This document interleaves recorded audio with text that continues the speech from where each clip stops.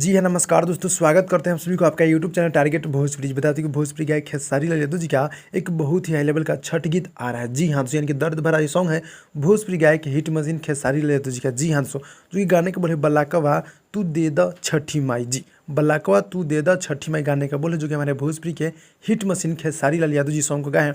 और video feet में यानी कि शिल्पी रगवानी फिर से देखने को मिलेंगे। जी, और सारेगामा हम भोजपुरी से कल सुबह 7 बजे आप सबके बीच देखने को मिलेगा, जिस गाने को प्रीमियर में लगा दिया गया है। जी हाँ, यानी आज रात को प्रीमियर में लगा दिया और कल सुबह 7 बजे गाना देखने को मिलेगा। गाना बहुत ही हाई लेवल का। जी, सारेगामा हम भोजपुरी से गाना कल सुबह 7 बजे छूटेगा। आप लोग गाने को देख लीजिए, बलाकवा तू दे द छठी माई।